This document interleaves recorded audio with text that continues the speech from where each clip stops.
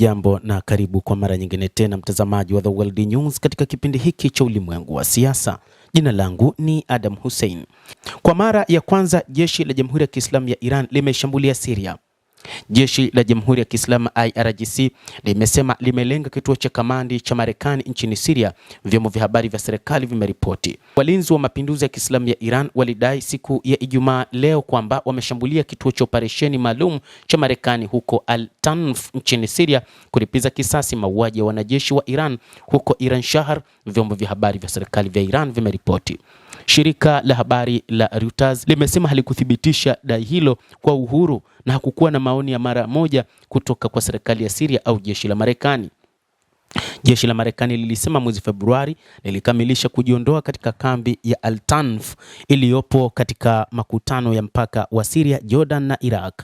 Syria imejaribu kuepuka kuingizwa katika mzozo wa kikanda ambao umezikumba nchi jirani, ikiwa ni pamoja na Lebanon ambapo Hezbollah inapigana na vikosi vya Israel, na Iraq ambako makundi yenye silaha yanaungwa mkono na Iran yameanzisha mashambulizi ya ndege zisizokuwa na rubani na roketi.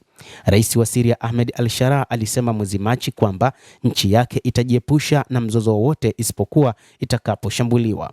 Sasa wakati huu IRGC inadai imeshambulia pia katika eneo hilo ambalo kwa mujibu wa taarifa za IRGC ni kwamba jeshi la Marekani bado lipo katika maeneo hayo na kwamba halikuondoka moja kwa moja, na hivyo wanaendelea na mapambano katika kambi zote za Marekani katika eneo la Mashariki ya Kati. Ahmed al-Sharaa amesema kwamba wataingia katika uwanja wa vita pale ambapo Syria italengwa na nchi yoyote. Syria itasalia nje ya mzozo wowote kwa sasa kama haitashambuliwa. Walinzi wa mapinduzi ya Kiislamu ya Iran wamesema Iran imebakia na udhibiti kamili wa mlango wa bahari wa Hormuz na kwamba hakuna mafuta au gesi ambayo itasafirishwa kupitia njia hiyo ya maji kwa muda mrefu kama mashambulizi ya Marekani yanaendelea, kulingana na ripoti za vyombo vya habari vya serikali.